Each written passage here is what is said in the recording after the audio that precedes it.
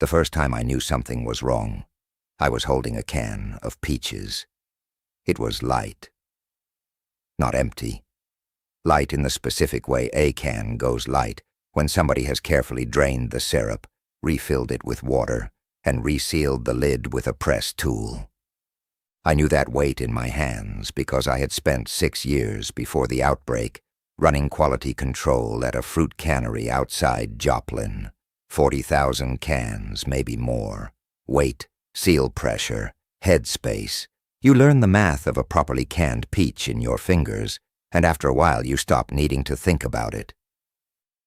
I was standing under the white LED strip in the storage corridor of Shelter 9, 4 levels underground, on day 191 of a sealed life. And I rolled that can between my palms and felt the wrongness of it climb up my arms. Then I looked at the clipboard hanging from the wire shelf. The clipboard said full pallet, 240 units. The pallet in front of me had been opened. The shrink wrap was cut and retucked. The top layer of cans was correct. The cans underneath were not. I am 47 years old. My name is Daniel Hess.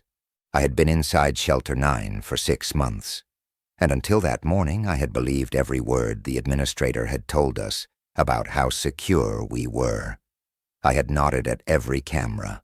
I had eaten my rations. I had thanked the wardens at the doors. I had been, by every measure that mattered to the people running this place, a model resident. I put the can back on the pallet. I did not say anything. I walked out of storage at a normal pace, smiled at the corridor camera the way I always did, and went up to the mess for my allotted coffee. My hands did not shake. That is the part I want you to understand from the beginning. My hands did not shake, because I had already learned, in those 191 days, that hands which shake get noticed, and being noticed inside Shelter 9 was the one thing I could not yet name as dangerous, but already knew that it was. The shelter was built into a decommissioned limestone mine in southern Missouri. The corporation that ran it called it a continuity facility. We called it 9 because it was the 9th in a chain that ran from the Ozarks up through Iowa, and because saying the full name out loud made you sound like you believed the brochure. 312 of us had been let in before the surface went bad. Workers, families, a handful of medical staff, 2 engineers, 4 armed wardens, and 1 administrator named Mr. Vache, who wore a navy blazer every single day and kept his shoes polished with a small leather kit he carried in his jacket pocket. The outbreak was in its 8th month. The radio still gave us bulletins twice a day, though the bulletins had started repeating themselves around month 5. 3 cities lost, 2 recovered. Convoy schedules deferred. Surface contact non-viable for the foreseeable horizon. The same words, in the same order, in the same tone, until you stopped hearing them. We had power from a geothermal loop. We had water from a deep aquifer. We had food, supposedly, for 2 more years. A peach can with the wrong weight is not, by itself, a disaster. But I had spent my whole working life next to those cans, and the wrongness of it stayed in my hands all afternoon while I did my rotation at the air filtration check. I kept turning my fingers over and looking at them, like they were going to tell me what to do next. Have you ever noticed one small thing everyone else ignored and known, in your stomach, that it was the start of something larger? Tell me, somewhere, what it was. I want to know if you trusted yourself. That night I lay on my bunk in the family quarter and listened to my wife, Mara, breathe. Our daughter, Lila, was 9 and slept in the bunk above us. The room was the size of a walk-in closet. We had been lucky to get a family quarter at all. Most of the people who came in after the first week were sleeping in dormitory rows, 60 to a chamber, partitioned with cheap fabric on rolling tracks. The thin steel partition between our quarter and the next vibrated faintly when somebody walked past in the corridor. I told Mara about the can. She listened the way she always listened, which was patiently, with the small line between her eyebrows that meant she was sorting what I had said into categories. Mara had been a school nurse before the world ended. She knew the difference between a complaint and a symptom. "How light?" she asked. "Off by maybe 40%. The seal had been redone with a press tool, not a factory tool. The lid was set a quarter turn off.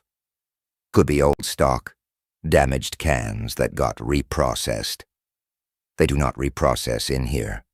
They do not have the equipment. They do not have the room." She was quiet for a long time. The LED strip above the corridor door hummed at the same pitch it had been humming at since we arrived. I had learned to sleep through that hum.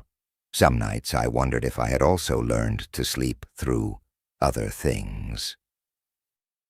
"Don't tell anyone yet," she finally said. That was the first decision we made together about Shelter 9. The first one that meant anything. Don't tell anyone yet. I have thought about that decision 100 times since. The second sign came 4 days later, and it came through Lila. Children inside a sealed shelter become the most accurate sensors you have. Adults learn quickly to perform calm, to nod at the right moments, to say the right things when a warden asks how you are sleeping. Children do not learn that yet. Lila came back from the school chamber, where the 2 retired teachers ran lessons for the 11 kids under 12, and she sat down on her bunk with her knees pulled up under her sweatshirt and asked me a question. "Dad, why did Mr. Crane stop coming to dinner?" Mr. Crane was an older man, maybe 70, who had been 3 tables down from us in the second mess sitting. He had a white mustache and a quiet habit of folding his napkin into a triangle before he ate. Lila had liked him because he had started saving her the cherry from his canned fruit cup, the way an uncle might. "I don't know, honey," I said. "Maybe he switched sittings. They said he went to the infirmary." "Then he is in the infirmary."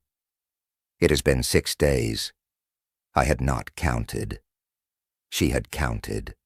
That is what I mean about children. I went to the infirmary the next morning, on the excuse of a headache I did not actually have. The infirmary was on level 2, behind a heavy swing door with a small wire glass window.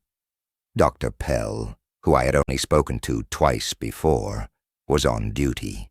She was somewhere in her early 60s, careful, professionally pleasant, with reading glasses that she kept on a chain around her neck. I asked about my headache. She gave me 2 ibuprofen from a foil pack and made a small note on a tablet. Routine. Practiced. As I was turning to leave, I said, as casually as I could manage, "I thought I might say hello to Mr. Crane while I was up here. My daughter has been asking after him." The pause before she answered was less than a second, but I had been watching for it. "Mr. Crane was transferred to the medical annex at 7, she said, 2 nights ago. They have better imaging up there for his condition." "What was his condition?" "Cardiac." She gave me the professional smile, the one that lives in the muscles around the mouth and never reaches the eyes. "We just don't have the equipment here for that kind of workup." I thanked her. I left. In the corridor outside the infirmary, I leaned against the limestone wall for a moment and made myself breathe slowly. I could hear the LED strip humming above me. I could hear, distantly, somebody pushing a laundry cart. Shelter 7, by the maps on the orientation wall, was 270 miles north of us. There had not been a functioning surface convoy in 4 months. The last truck that came in had brought medical supplies and 3 new families, and the wardens had told us, at the all-hands meeting that same week, That surface movement was now considered non-viable for the foreseeable horizon. Mr. Vache had said it himself, in his navy blazer, with his clipboard. You cannot transfer a man with a cardiac condition 270 miles through a non-viable surface. That night, I told Mara about Mr. Crane. She did not say anything for a long time. Then she said, very quietly, "Who else has gone to the infirmary and not come back?" We made a list. We made it on the inside cover of Lila's math notebook, in pencil, so we could erase it. Mara wrote. I dictated names. By the time we were finished, we had 4. An older woman named Ruth from the dormitory rose, a man in his 50s named Dawson, who had worked maintenance until his knee gave out, a woman named Iris, who had been pregnant when she came in and had been visibly close to her due date the last time we saw her into the mess, and Mr. Crane. 4 people, out of 312, over 6 months. That sounds like nothing. In a normal place, in a normal time, 4 older or compromised people leaving an infirmary in 6 months is not a story. It is just life and the math of bodies. Except none of them had funerals. None of them had wakes. None of them had any of the small acknowledgments a community of 300 people closed inside a hole in the ground would naturally produce. No memorial slip on the bulletin board. No moment of silence at the start of a mess sitting. They had been transferred, all 4 of them, to 7. Mara looked down at the list. Then she looked at the math notebook in her lap, with our daughter's pencil work on the page, next to the names of 4 people who were probably not where we had been told they were. She closed the notebook. She held it for a moment. Then she took the eraser, and very carefully, very methodically, she erased every name. "Daniel," she said, when she was done, "we need to be very careful now. I want to be honest about who I was before this. I was not a brave man. I was not a suspicious man. I packed peaches for 6 years, and before that I worked a forklift in a warehouse, and before that I did 2 unremarkable years in the Army Reserve. I learned to follow procedure because procedure paid me. I learned to nod at supervisors because nodding kept my job. When Mr. Vache stood on the mess platform on the night we all arrived and said, 'Inside these walls, the rules are how we live,' I had nodded then too, and I had meant it. I tell you that so you understand what it cost me to start counting cans. I started small. On my next storage rotation, I lifted 3 cans at random from 3 different pallets. 2 were correct. 1 was light. I noted the lot number on the can in my mind, did not write it down, and put it back the way I had found it. The next rotation, 4 days later, I checked 7 cans. 5 were correct. 2 were light, and one of those was a meat tin, which is harder to fake. The meat tin had been opened and refilled with what felt like wet rags. The seal was almost perfect. Almost. By the end of week 3 of my counting, I had a clearer picture. Roughly 1 in 9 cans in the older stock had been emptied, or partially emptied. The clipboards still showed full counts. Whoever was doing it was patient and consistent and had access to both storage and the manifest system. The 3rd week was when I almost got caught. I was in the back of the storage corridor, behind the meat pallets, with a beans can in one hand and a corn can in the other, comparing them. The beans was correct. The corn was hollow.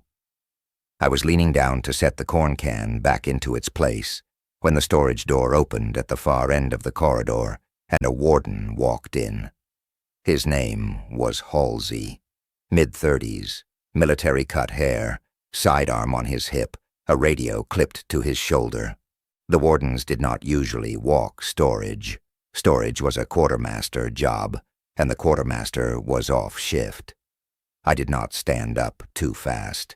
I did not stand up too slow. I set the corn can down where I had found it, the way I had found it, and I straightened up, holding the beans can like I was reading the label. He saw me. He did not change his pace. He walked the length of the corridor, his rubber soles squeaking faintly on the concrete, and stopped 2 pallets away from me. "Hess, right," he said. "Yes. What's the count looking like back here?" He was not asking about the count. He was asking why I was in this corner of storage. "Just checking my own rotation against the clipboard," I said. "I had a beans can come up light at the mess line yesterday, and I wanted to see if it was a one-off." I held up the can. He looked at me. He looked at the can. He looked at the clipboard hanging on the wire shelf next to me. "That happens sometimes," he said. "Old stock. Don't worry about it." "Right. Be careful back here. The pallets are stacked higher than they should be. We had a guy throw out his back last month." "I'll be careful." He stood there for another 2 seconds. Then he turned and walked back the way he had come. The storage door closed behind him. I stood holding the beans can with my heart hitting the inside of my chest like a fist. Old stock. Don't worry about it. He had answered the question I had not asked. I did not check another can for 9 days. When I finally did, I found something I had not expected. The pallet I had been working through the previous week, the one with the hollow corn cans, had been pulled. A fresh pallet sat in its place, shrink-wrapped tight, top layer clean, full weight. The clipboard still said 240 units. They had simply replaced the evidence. Somebody knew I had been looking. I did not go to Mr. Vacha. I did not go to the wardens. I did not go to Dr. Pell. I went to a man named Sutter.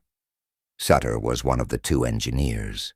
He had built sections of the air handling system, and he had a small workshop on level 3 that doubled as a maintenance office. He was in his late 50s, stocky, gray-bearded, and he had been the only person, in my entire 190 days inside 9, who had ever openly disagreed with Mr. Vache at an all-hands meeting. The disagreement had been about lighting hours of all things. It had been small, but Sutter had said, in front of 300 people, "That's a decision that should come back to a vote." And nobody else had said anything like that, ever. I went to him on a Tuesday afternoon, on the pretext of asking about a clicking noise in the family quarter ventilation. He listened to my fake question for about 10 seconds. Then he held up one finger and said, "Walk with me." He took me into the back of his workshop, where there was a steel table, a coffee pot, and a small fan that ran constantly on the highest setting. I understood the fan later. The fan was for noise.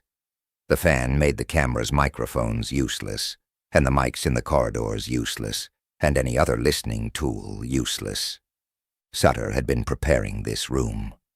He poured me a cup of coffee from the pot.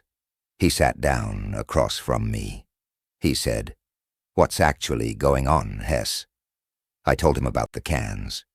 He did not look surprised. He did not look skeptical. He looked tired, in the specific way a man looks tired when something he has been suspecting has finally been confirmed by another person. "How long have you been counting?" 3 weeks. "Ratio?" "About 1 in 9 in the older stock. New pallets are clean. They pulled the one I'd been on after a warden walked in on me." "Halsey?" "Yes." He nodded once. He sipped his coffee. "I have been watching the water meter," he said.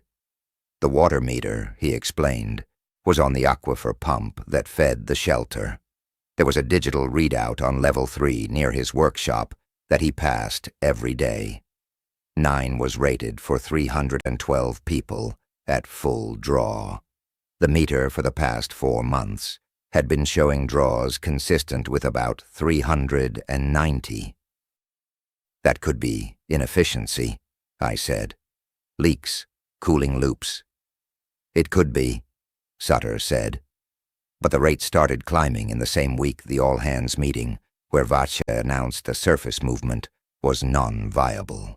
Before that, the draw was stable. After that, it climbed and held at the new level, almost like somebody flipped a switch.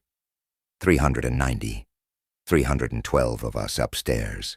That left 78 people, somewhere drawing water from our aquifer. There is no level 5, I said. I said it more to make him correct me than because I believed it. There is on the original mine maps, Sutter said, before the corporation refit it. There were 6 working levels in the limestone. They told us they sealed the bottom 2.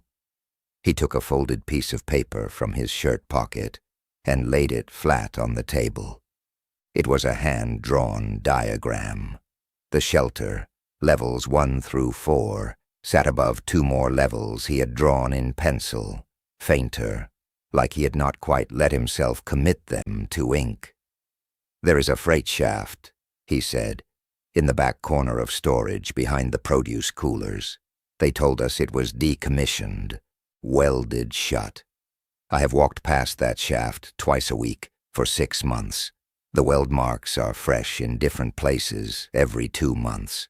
Somebody is opening that shaft and resealing it on a rotation. I stared at the diagram. Who is down there? I said. Sutter looked at me for a long moment. I don't know yet, he said. But I think the better question is, who is up here that they want to keep happy? I did not understand what he meant for another 6 days. I want to tell you about those 6 days, because they were the days when my marriage almost broke under the weight of what we knew. Mara and I stopped sleeping. We took shifts of pretending. One of us would lie still and breathe slowly, while the other one stared at the ceiling. Then we would switch without speaking. Lila could feel it. Children always can. She started asking smaller questions and watching our faces longer when we answered. On the 3rd day, in the family quarter, Mara said, "What if we are wrong?" About what? About all of it. What if the cans are old stock? What if the water meter is off because of a leak? What if Mr. Crane really did go to 7 somehow? What if we are sitting in here making each other afraid for nothing, and Lila is going to grow up inside our paranoia? I did not have an answer for her right away. I thought about it.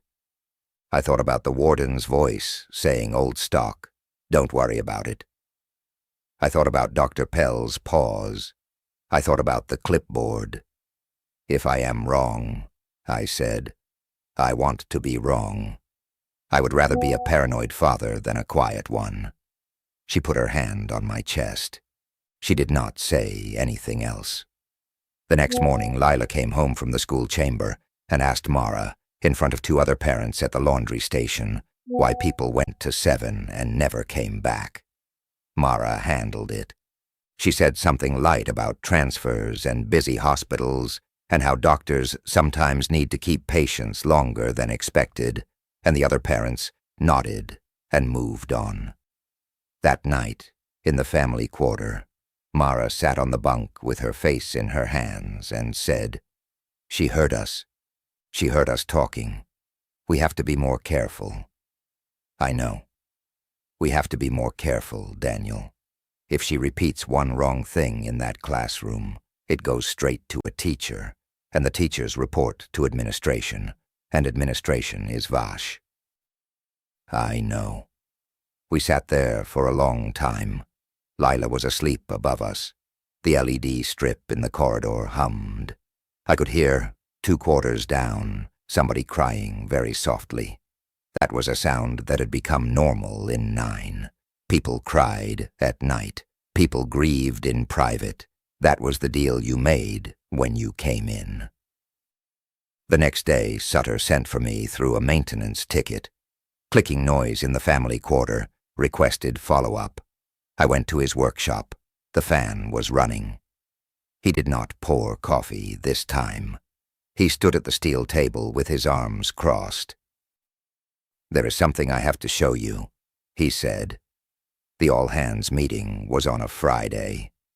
Mr. Vache stood on the mess platform in his navy blazer and his polished shoes. He had a clipboard. He always had a clipboard. "Friends," he said, in the voice he used at meetings, which was warmer than the voice he used in corridors. "I want to talk to you tonight about supplies." The room went still in the particular way a room of 300 people who depend entirely on someone else for food goes still when food is about to be discussed. "Our consumption has been excellent," he said. "Discipline has been excellent. But we have received an updated assessment from the Central Planning Group, and we are going to be implementing some adjustments to the ration schedule starting Monday." He read the adjustments off his clipboard. Protein portions reduced by 15%. Fruit servings every other day instead of daily. Coffee allotment cut from 1 cup to 1/2 cup per adult. Children's milk ration unchanged. A long silence. Then a man in the third row, whose name I did not know, raised his hand. "Why?" Mr. Vache smiled the way he always smiled, which was thin and tidy and finished before it reached his eyes. "Because we are going to be inside for longer than we initially projected. The surface situation has not improved. We are stretching our timeline. And to do that, we have to stretch our supplies." He took questions for another 10 minutes. People asked good questions. He gave good answers. He never sounded annoyed. He never sounded rushed. He stood up there in his blazer and made a 15% cut to our protein sound like a kindness. Toward the end, he said, "I have heard in the corridors some rumors. Rumors that there is some other reason for these adjustments. I want to address those directly. There is no other reason. We are simply being prudent. I would ask all of you to be prudent in your conversations as well. Rumor in a closed environment is the most dangerous thing we have, more dangerous than the surface." He looked, briefly, across the room as he said it. I do not know if his eyes stopped on me. I have asked myself that 100 times since. I think they did. I think they paused, for the smallest part of a second, on row 11, third seat from the aisle, where I was sitting with Mara's hand inside mine. But it might have been my imagination. He was a man who watched everyone, all the time, and you could not stand on that platform and not look like you were looking at someone. He thanked us for our cooperation. He stepped down. The wardens dispersed us to our quarters. Mr. Vache did not leave the mess immediately. He stood by the platform talking to one of the wardens, the one named Halsey, and as I walked past with Mara and Lila, I felt his attention pass across the back of my neck like a hand. I walked back to the family quarter without speaking. Inside, with the door closed, I said very quietly, "He cut our rations because there are 78 more mouths he is feeding that he does not want us to know about." Mara sat down on the bunk. She put her hand over her mouth. "Lila," she said, in the voice she had practiced as a school nurse, "Honey, can you go read in the school chamber for an hour?" Lila looked at us. She was 9. She had counted Mr. Crane's 6 days. She had heard the word transfer and turned it over like a strange pebble. "Okay," she said, and she went. When the door closed, Mara took her hand from her mouth. "What do we do?" she said. I did not know yet. I want to be honest about that. I sat on the bunk next to her and tried to think, and what kept coming back to me was the thin smile on Mr. Vache's face when he said we are stretching our timeline. He had practiced that smile. He practiced everything, including, I was now sure, the line about rumors. The next morning I went back to Sutter. "He knows something is off," I said. "I figured." He looked at me during the rumor part. He looked at everyone. That is what he does. But he might have looked at you a little longer. We have to assume he did. What do we do? Sutter took a long breath. "We have to know who is below before we do anything else," he said. "Whatever we do next, we cannot do it on a guess. We have to see them." "How?" He thought about that for a long time. Then he said, "The freight shaft has a maintenance ladder running parallel to the lift cage. It comes out into a service alcove on level 4, behind storage, in the corner past the produce coolers. The wardens do not patrol that alcove. The camera that should cover it has been pointed at the wrong angle for 6 months. I checked it this morning. Yesterday it was still pointed at the wrong angle. Today it has been corrected by maybe 10 degrees. Somebody fixed it. Somebody started fixing it. They are not done yet. There is still a blind corner big enough for 2 people if we move flat against the wall. Tonight? Tonight, after lights down, I will meet you at the alcove at 2300. "Sutter," I said, "why is the camera being fixed now?" He looked at me. He did not blink. "Because someone before us was looking at that shaft," he said, "and they noticed the camera was wrong, and they reported it, or somebody noticed they were noticing, and now somebody is correcting the angle. We have a few days, maybe less." That detail bothered me more than almost anything else he had said. Somebody before us had been preparing to look down that shaft. And whoever they were no longer asking questions. Either they had stopped, or they had been stopped. I went back to my shift. I checked an air filter. I logged the reading. I nodded at a camera. I ate my reduced lunch in the mess at my normal table at my normal time. Mara and I did not speak about it again that day. Lila came home from the school chamber and read a book about horses, the same book she had been reading for 2 weeks. We brushed our teeth. We turned out the light. At 22:45, I got out of my bunk in my work clothes and my soft-soled shoes, and I leaned over and kissed my wife on the forehead. She opened her eyes and looked at me and did not say anything, because there was nothing useful to say.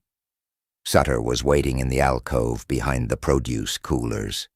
He had a small flashlight with a red lens, 2 bottles of water, and a coil of nylon cord. He also had a folding knife, which he handed to me without comment. I put it in my pocket. The freight shaft door was a heavy steel slab with a wheel handle. Sutter had oiled it. When he turned the wheel, it moved silently. He had been preparing this longer than he had told me. The shaft beyond was black. There was a smell coming up out of it that I recognized in a way I did not want to. It was not death.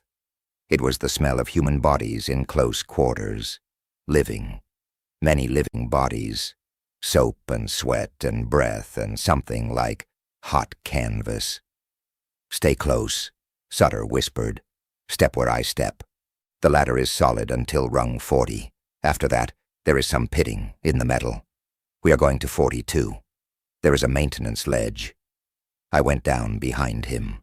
The red flashlight made everything look like the inside of an old photograph.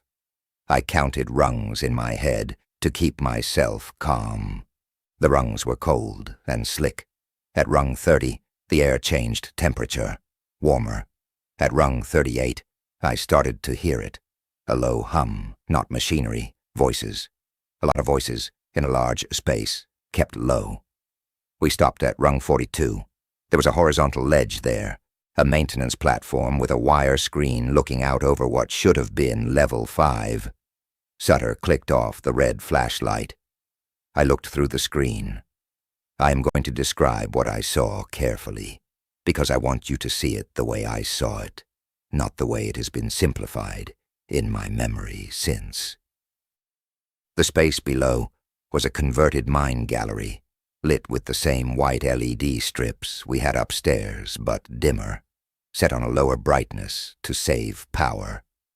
It was big, maybe the size of a small high school gymnasium, with a limestone ceiling arching low overhead. The floor was packed with cots, not bunks, cots. Folding cots arranged in rows with narrow aisles between them. On the cots were people. I could not count them from where we crouched, but Sutter's water meter had said 78, and the number looked right. They were not prisoners. That was the first thing that struck me, and that is what I have had to live with since. They were not chained. They were not behind bars. They were sitting up on their cots, talking quietly to each other, or lying down reading, or playing card games on overturned crates. I saw a woman braiding another woman's hair. I saw a man teaching a young boy how to fold a paper airplane. I saw an older man, with his back to me, who I could not see clearly, but whose posture I knew. Mr. Crane. He was alive. He was sitting on a cot in a long-sleeve shirt, hunched a little, the way he had hunched at the mess table. At the far end of the gallery, against the limestone wall, there was a sectioned-off area with curtains hung from a steel frame. From behind the curtains came the sound I had been trying to place since rung 38, which I now recognized as somebody coughing. Not a normal cough, a wet, persistent, exhausted cough that had been going on for a long time. Sutter touched my arm. He pointed. In the middle of the gallery, near a folding table set up like a small administrative station, 2 men in clean coveralls were doing a count. They had clipboards. One of them was Mr. Vash. He was not wearing his blazer. He was wearing a gray fleece. He was standing at the table with the other man, and they were going over a list, and as I watched, Mr. Vacha reached out and took a can off a stack on the table and weighed it in his hand the way I had weighed the peach can on day 191. He nodded. He put it back. The other man marked the clipboard. He was not stealing. He was distributing. I do not know how long we crouched on that platform. It might have been 4 minutes. It might have been 12. At some point I noticed I was not breathing properly, and I made myself take a slow, quiet breath through my nose. Sutter touched my arm again, and we climbed back up the ladder, and we resealed the shaft door, and we walked back to his workshop without speaking. In the workshop, with the fan running, he poured 2 cups of coffee from a thermos, and we sat down. "They are not prisoners," I said. "No. He is feeding them." "Yes." "With our food." "Yes." "Why?" Sutter rubbed his eyes with the heels of his hands. He looked old in that moment, older than 58. "I don't know all of it," he said, "but I have been thinking about it for 4 months, since the water draw started climbing. And here is what I think. I think the corporation that built this place built it to hold a specific number of people. I think when the outbreak got worse than they expected, the gate had a queue. I think Vach was given a list, people who paid, people who were owed favors, people with skills, and I think the people downstairs are people who showed up at that gate without a place on the list, and Vache made a private decision that he was not going to send them back out." "That sounds almost decent," I said. "Almost," Sutter said, "until you ask why he didn't tell us." I sat with that. "Because if he told us," I said slowly, "we would have voted on it, and we might not have voted yes, and he would have been the man who let those people die. So instead he is the man who is feeding them quietly off the top of our supply. and now he has to cut our rations to keep doing it. And he is telling us it is the surface, and the 4 people he transferred to 7. Sutter looked at me. I think those are the people who started counting cans before you did, he said, or who asked the wrong questions in the infirmary. I think they are downstairs, too, with the others. He is not killing them. He is filing them. The cough behind the curtain, the wet, persistent cough. He is keeping them alive, I said. He is keeping them quiet. I have replayed that conversation many times in the months since. The thing that has stayed with me is not the horror of it. It is how reasonable it sounded. Sitting in a maintenance workshop, 4 levels underground, with the fan running, a man in a navy blazer making a series of small bad decisions to avoid one big bad decision was the most believable thing in the world. The question was what we were going to do about it. We did nothing for 3 days. I want to be clear about that, because it matters. Sutter and I did nothing for 3 days, and it was not because we were cowards. It was because every option we could imagine was worse than nothing. Going to the wardens meant going to people whose paychecks, whatever paychecks meant now, came from Mr. Vache. Telling the population at large meant a panic in a sealed environment with 312 people, 4 armed wardens, and 1 ventilation system that could be turned off from a panel on level 1. Confronting Mr. Vache directly meant joining Mr. Crane on a folding cot. Doing nothing meant our daughter's milk ration would be the next thing cut, because the cough behind the curtain was going to get worse, and the people downstairs were going to need more, and the math was the math. On the 4th day, Mara made the decision for us. She came home from her afternoon shift in the small infirmary annex, where she'd been helping Dr. Pell 2 afternoons a week, and she sat down on the bunk and said, "Iris is alive."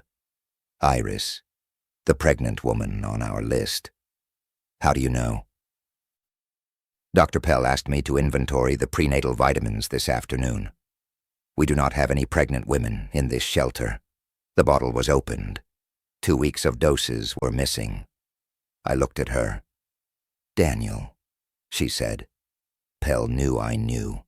The bottle was right at the top of the inventory. She did not bury it. She handed it to me. She watched me find it.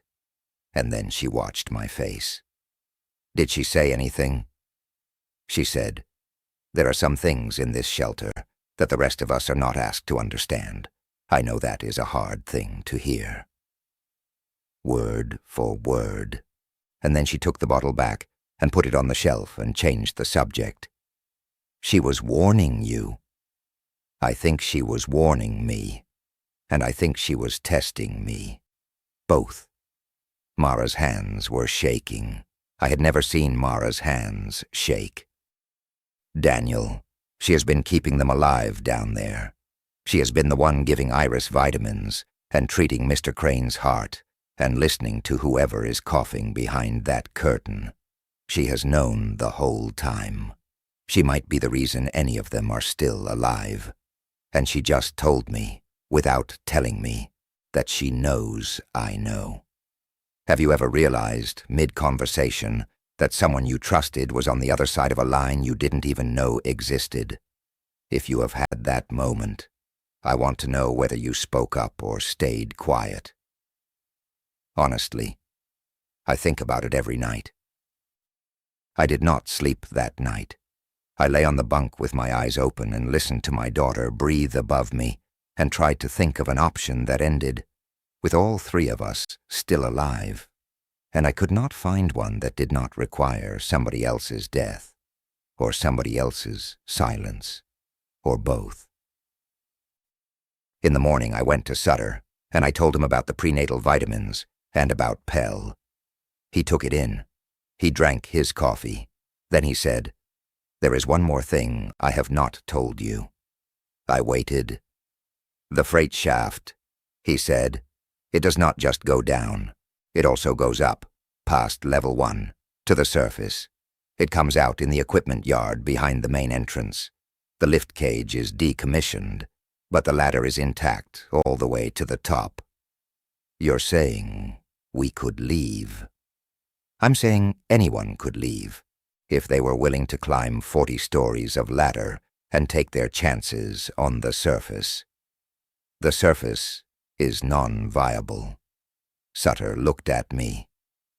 That is what we have been told for 4 months, he said, by a man who has been lying to us about everything else. I have been listening to the radio bulletins, Hess. The bulletins say things like limited recovery operations and designated transit corridors. That is not non-viable. That is somebody choosing words to keep us where we are. I thought about that. I thought about it hard. Vache had told us the surface was non-viable in the same week the water draw started rising. He had told us it was non-viable in order to give himself the cover to keep feeding 78 extra people without us asking why our trucks had stopped coming. What if the surface was not non-viable? What if there were other shelters out there, real ones with proper rosters that we could reach? What if there were not? I am not leaving without my family, I said. I am not asking you to. Then what are you asking? Sutter set his cup down. I am asking whether you and I think we can get a message out before we go. Because if we go and we say nothing, those people downstairs stay downstairs, and they stay there off the top of the supply, and one day the supply runs out, and Vache has to make a choice he is currently trying not to make. And I do not want to be on the surface or anywhere else when he makes it. The radio room was on level 1, off the main administrative corridor, 2 doors down from Mr. Vache's office. It was staffed 12 hours a day by a man named Albrecht, who was in his late 40s and wore the same gray sweater every shift. The other 12 hours, the room was locked. Albrecht was not a warden. He was a communications technician. He had been hired by the corporation before the outbreak, and he had ended up here because he had nowhere better to go. I had spoken to him maybe 4 times in 6 months, mostly in the mess line. He was a quiet man. He played chess against himself in the rec corner sometimes, with a small magnetic travel set he kept in a cloth bag. Sutter had known him longer. Sutter had repaired the radio room ventilation twice in the past year.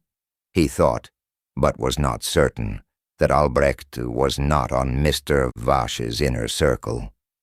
Thought is not certain, I said. Nothing is certain, Sutter said, but Albrecht has been transmitting the same daily situation report for 4 months. Word for word. I have heard it through the door.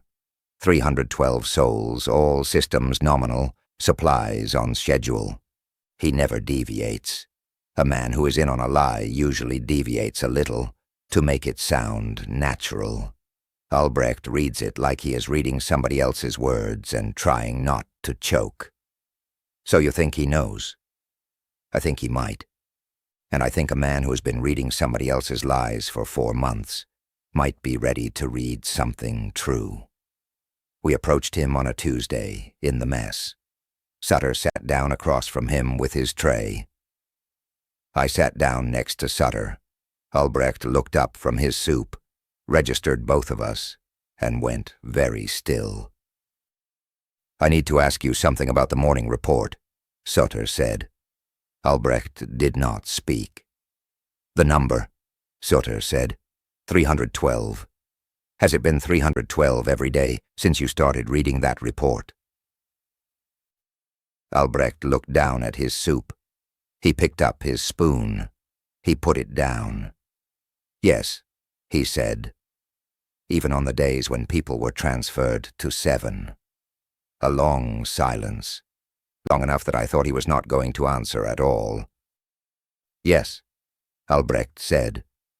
Do you know, Sutter said, very quietly, that there is no functioning convoy to 7. Albrecht closed his eyes for a moment. When he opened them, they were wet, and he did not bother to hide it. He looked, in that moment, like a man who had been carrying something in the dark for a long time and had just been asked to set it down. I know, he said. We did not say anything else in the mess. We finished our soup. We carried our trays to the wash station. Sutter clapped Albrecht on the shoulder as we passed him on the way out, the way men clap each other on the shoulder when they have agreed to something without saying it. That night, at 2300, Albrecht let us into the radio room. The radio room was small. A console, 2 chairs, a wall of equipment racks behind a cage, a sealed cabinet for the encryption keys. The console had a microphone on a flexible arm, a headset on a hook, and a frequency dial under a clear plastic cover. Albrecht sat in his chair and put on the headset and looked at us. What do you want me to send? I had thought about this for 2 days. I had thought about it in the corridors, in the mess line, in the dark while my wife slept next to me and my daughter slept above me. I had thought about every word. Not a panic call, I said. Not an accusation, a status correction. From this shelter to any other shelter on the network, on the open band. Real numbers, real conditions. 390 souls, surface contact unknown, internal authority compromised, request independent verification. Albrecht stared at the console. The LED on the console blinked steadily. That message will reach Vache's monitoring station within 60 seconds, he said. He has a parallel feed in his office. I know. He will know it came from me. I know. Albrecht looked at me. He looked at Sutter. He looked back at the console. His hands were on the dial. Why are you doing this? He said. To me. Specifically, to me. I thought about the answer. I thought about the wet cough behind the curtain. I thought about Mr. Crane saving cherries for my daughter. I thought about Iris and her prenatal vitamins, and a baby that was somewhere 4 levels below us, being fed off the top of our supply by a man who had decided he was kinder than democracy. Because he is going to keep cutting our rations, I said, until he has to choose between us and them. And I do not want that choice to be made in the dark, by one man in a navy blazer with no one above him to answer to. Albrecht nodded once. There is a way, he said slowly, to send it so that it goes out before his parallel feed catches it. I have to spoof a maintenance check. It will buy maybe 4 minutes of head start. After that, the alarm in his office goes off. Do it. He did it. He typed for 90 seconds. He flipped 2 switches on a panel above the console. He keyed the microphone, and he read the message in his quiet, steady, communications technician voice. The voice of a man who had been reading other people's words for 4 months and was finally reading his own. He read it twice. He read it on 3 different frequencies. When he was finished, he took off the headset and set it on the console and said, "It is out." We did not say anything for a moment. Then Sutter said, "We need to be back in our quarters in the next 10 minutes. All 3 of us." "He will come for me first," Albrecht said. "I know. I am not coming with you. If he sees me missing, he will lock down the levels in the next 30 minutes. If he sees me at my post in the morning, he might wait until he can do it quietly. I can give you a few hours that way. Maybe more." "Albrecht," I said. "Go," he said. He turned back to the console and put the headset back on and started typing the next morning's situation report. The lie. The same lie he had been reading for 4 months. He typed it, like a man typing a letter he did not intend to send. We left him there. What would you have done in that radio room? I want you to actually sit with the question, because I have, and I am not sure I would have done it again. Sutter went to his quarter on level 3. I went to mine on level 2. I climbed into bed next to Mara at 2347. She was awake. She did not ask. I said, "It is done." She said, "Okay." She put her hand on my chest. We did not sleep. At 4 in the morning, the lights in the family quarter flickered. Once, twice, a pause, once more. That was the signal Sutter and I had agreed on. A flicker on the family quarter circuit meant he had triggered the maintenance interrupt from his workshop. A maintenance interrupt meant somebody had moved on the radio room. Somebody had found Albrecht. I sat up. Mara sat up. Lila stirred above us but did not wake. "Now?" Mara whispered. "Now." We had a small bag packed. We had packed it 3 days earlier, after the prenatal vitamin conversation, and we had hidden it under the bunk inside a folded blanket. 2 changes of clothes for each of us, a water bottle, a flashlight, 3 energy bars Mara had been hoarding from the children's snack ration, a photograph of her mother, Lila's small stuffed horse, which she had not played with in 2 years, but which she would notice was missing if we left it. I woke Lila. "Honey," I said, "we are going on a walk. It is going to be a long walk, and you have to be very quiet. Can you do that for me?" She looked at me. She was 9. She had counted Mr. Crane's 6 days. She had heard us talking through the partition. "Are we going up?" she whispered. I looked at her. "Yes," I said. She nodded. She put on her shoes. She did not ask what would happen to Mr. Crane. I think she knew I did not have an answer. Sutter met us in the alcove behind the produce coolers at 4:12. He had a backpack and a coil of rope and a headlamp on the red setting. He looked at Lila, and his face softened in a way I had not seen before. "Hi," he said to her. "Hi," she said. "We are going to climb a long ladder. I am going to go first. Your dad is going to go behind you. Your mom is going to go behind your dad. If you get tired, you tell us, and we will stop. You do not have to be brave. You just have to keep your hands on the ladder. Okay?" "Okay," Lila said. He turned the wheel handle on the freight shaft. The shaft yawned open. The smell came up out of it again, warm and human, and I thought about the people down there one last time, about Iris, about the cough behind the curtain, about Mr. Crane and his folded napkin. And then we climbed. 40 stories of ladder is longer than you can imagine until you are inside it. I will not lie about the climb. It was the worst physical experience of my life. My hands cramped after the first 10 stories. My shoulders started burning at 20.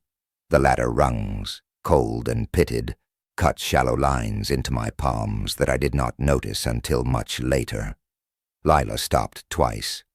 Once she cried, very quietly, and Mara talked her through it in the calm school nurse voice, until she could move again. Sutter stayed 3 rungs above her the whole way. I stayed 3 rungs below her. We moved as a unit. Sutter's red headlamp made the limestone walls look like the inside of a slow heart. We climbed past level 3, past level 2, past level 1, where, through the shaft wall, I could hear muffled voices in a corridor, wardens, moving fast, a door slamming.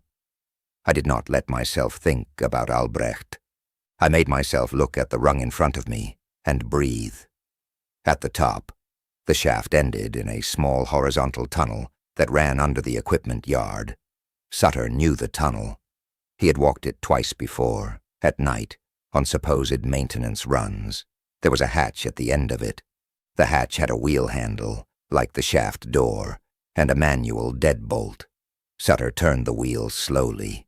He paused. He listened. He turned it the rest of the way.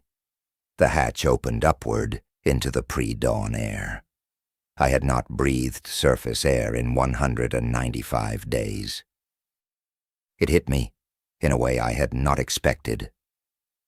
Cold. So cold it stung the inside of my nose. It smelled like wet pine and old snow and something faintly metallic that might have been blood and might have been my imagination.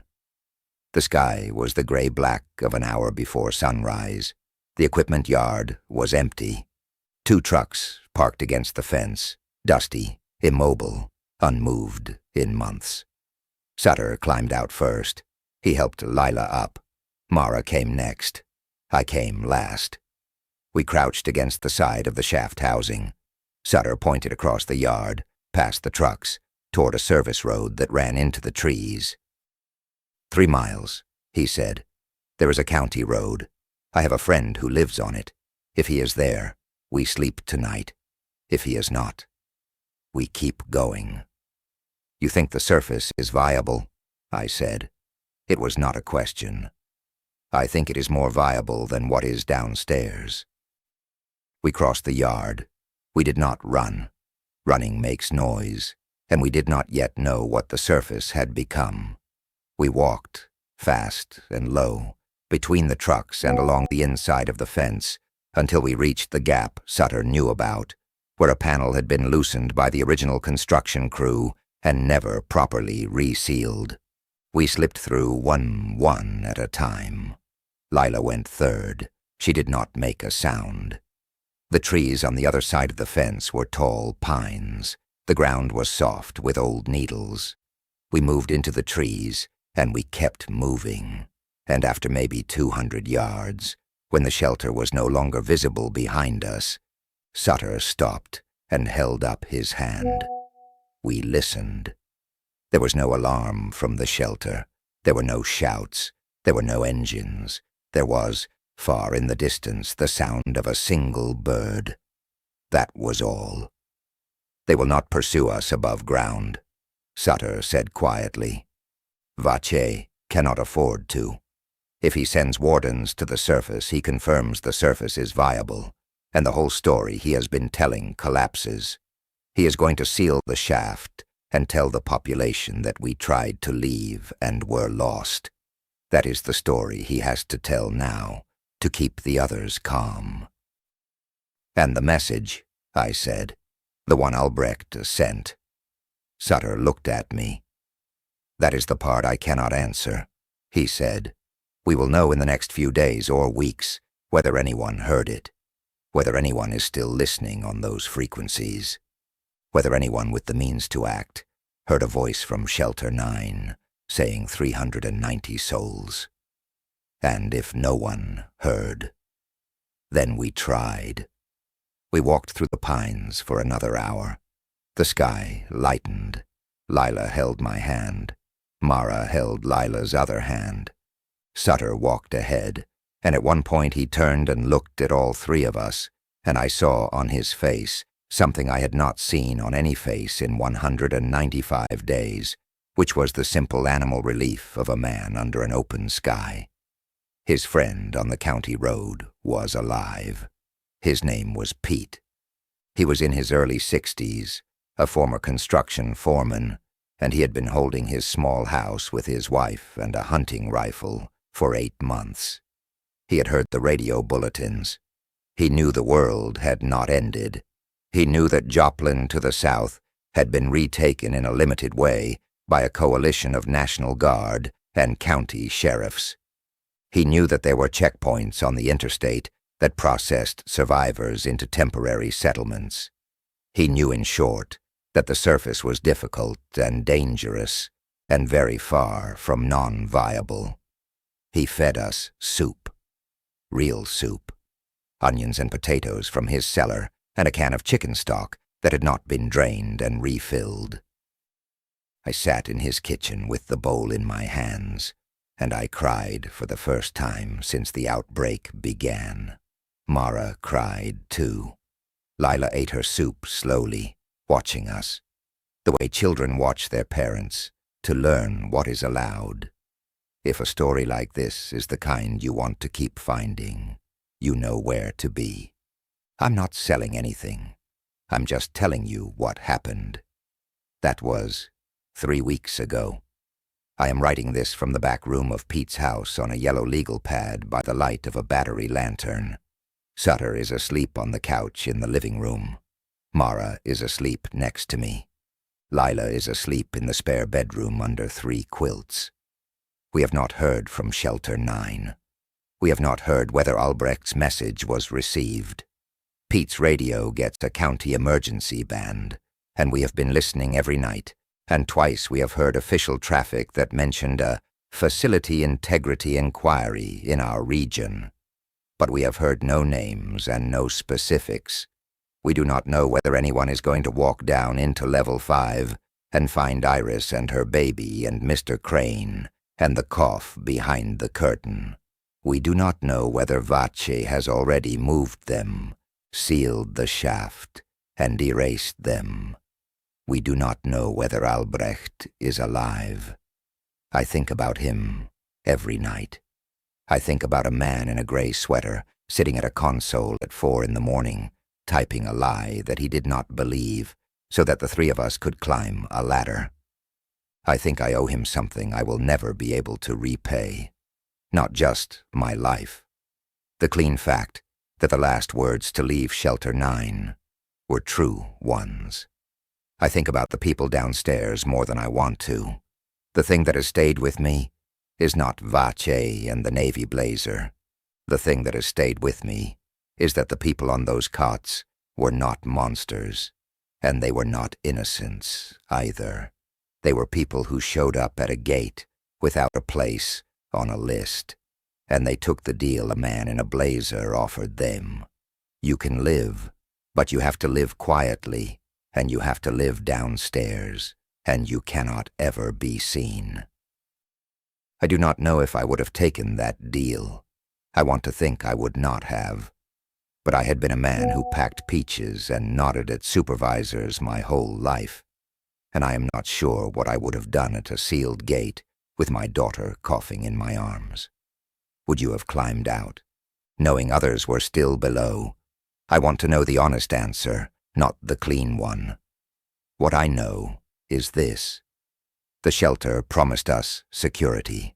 The shelter delivered security, for a while, to 312 of us, and then the supplies started to change, and a peach can in my hand was 40% too light, and I learned that security in a closed system is a number on a clipboard, and the clipboard is held by a man, and the man has his own arithmetic, and his arithmetic does not always include you.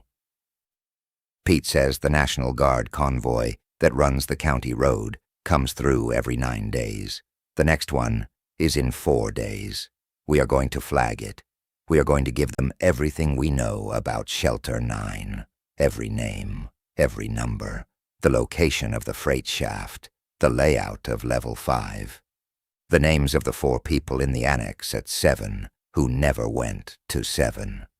We are going to give them Albrecht's name and his frequencies and the timestamp of his transmission, so that if he is still alive, somewhere in that hole, somebody official knows to ask after him. We do not know if it will work. We do not know if a National Guard convoy in a half-stabilized county has the authority or the will or the manpower to walk into a corporate continuity facility and demand to see the bottom level. We do not know if Mr. Vadish has friends in the chain of command above the convoy. We do not know any of it. We are going to try, anyway. Lila asked me yesterday whether Mr. Crane was going to be okay. I told her I did not know. I told her some people were going to try to find him. I told her that her mother and I were going to be 2 of those people, and that Mr. Sutter was going to be another one, and that there were probably people we had not met yet who were going to help. She thought about that for a while. Then she said, "Did he save me a cherry?" I told her I thought he probably had. She nodded. She went back to her book. I sat at the kitchen table and looked at my hands, the same hands that had rolled a peach can on day 191, and felt the wrongness of it. And I thought about how small a thing it is to notice that a can is light. How small a thing it is to walk to a maintenance workshop and sit down across from a man with a coffee pot. How small a thing it is to climb a ladder. And how those small things, stacked on top of each other in the right order, can be the difference between a clipboard that says 312 and a clipboard that says the truth. The convoy comes in 4 days. I will be on the road when it does. If you are listening to this somewhere, in a house or a shelter or a car, and you have noticed something small recently that does not match what you have been told, I want to tell you what I learned in Shelter 9, 4 levels underground, with my hand on a peach can. Trust your hands. The numbers on the clipboard are written by somebody. The weight of the can is written by physics. When those two disagree, the clipboard is the one that is lying. Every time. I am going to put down this pen now. Mara is stirring. The lantern is getting low. Pete will be up at 5 to check the road. I want to sleep for an hour before then, if I can. We did not save the people downstairs. Not yet. Maybe not ever. We left them there, and we climbed, and that is a fact I am going to carry for the rest of my life. But we sent the message. And the message was true. And somewhere, on a frequency we do not control, on a band we cannot monitor, a voice that sounded like a man who had finally stopped reading other people's words, said 390 souls, and surface contact unknown, and internal authority compromised, and request independent verification. If anyone heard, if anyone is listening. If anyone, on the other end of that signal, picks up a clipboard of their own and decides that the weight in their hand does not match the number on the page, then maybe the shelter that promised us security will deliver it, finally, to the people who were never on the list. The lantern is almost out. 4 days. The road. The convoy. We will see.